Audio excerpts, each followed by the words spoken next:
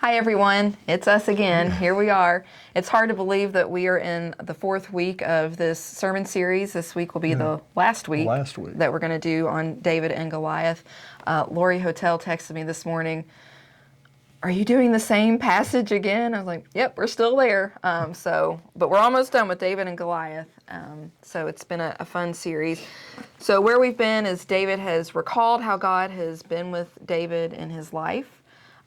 Then he feels the call to go, and Saul wants to give him his armor, and of course that doesn't fit. So you can't wear someone else's armor. You got to use what God has given you. And then we've talked about how we have the critics in our lives. Saul was a positive critic wanting to save David's life. Then of course Goliath, not so much a positive influence, a negative critic in his life. And then this last week, we talked about moving from belief in God to really trusting in God. So let me read the passage that we looked at this last week. It says, "Today the Lord will hand you over to me." This is David speaking. "I will strike you down and cut off your head. Today I will feed your dead body and the dead bodies of the entire Philistine camp to the wild birds and the wild animals. Then the whole world will know that there is a God on Israel's side." So again, we're reading these fighting words. David is ready to take Goliath on. And where you and I really wanted to help people think about is how do we walk in faith? And we use Psalm 23. And you and I both talked about how we've kind of made this a psalm about post-death.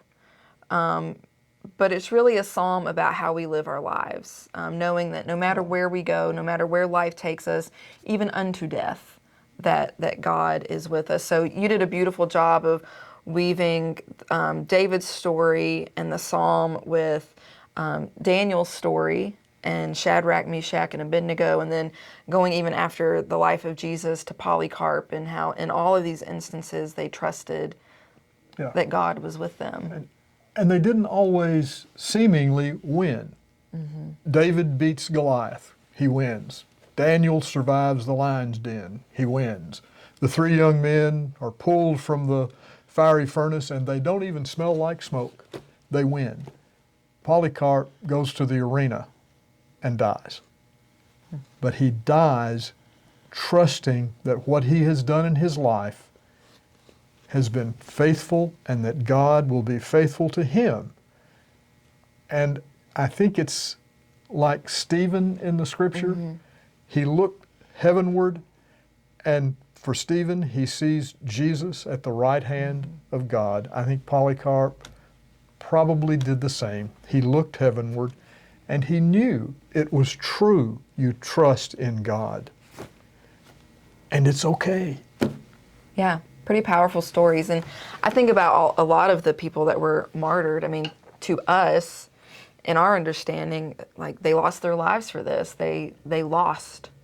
I mean, what more can you say? But when you look at it from a perspective of faith, what they had to gain is so much greater than what they lost. So, I was with the youth, some of the youth girls on Monday morning. We do a Bible study at Snowbird Mountain Coffee Shop at 7 o'clock in the morning. And we were talking about the difference between our plans for our lives and the plans that God has. And so it was another moment of trusting that God is alongside us. And sometimes it's a little scary to put ourselves in God's hands. But what David knew and what all these characters knew that we've talked about is that God only wants good for us. And so trusting in that, not just individually, of course, but we have to learn how to do that corporately as well. And so I told the story about the tabernacle in Brooklyn, and they took the risk of just praying.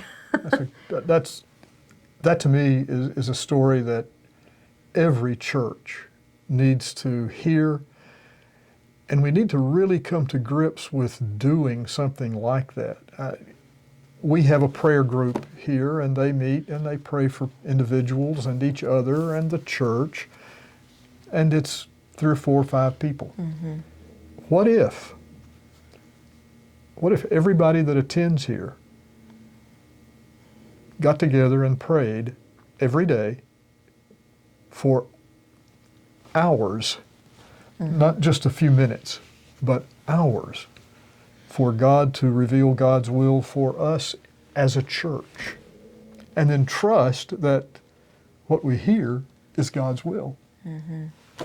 Which is a lot of what's going to happen in Reshape, I hope, Yeah. is, we're going to have these intentional small groups. Of course, you're reading the book and having the discussions, but a big part of that is going to be being in prayer as a group, but then also outside of the group time, everybody sharing in prayer. So I think you have something else you wanted to share. Well, the hymn written by John Sammis in 1887, to me says everything that we have heard over the last 4 weeks and going into a 5th week.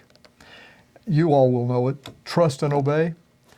The first line goes, when we walk with the Lord in the light of His word, what a glory He sheds on our way.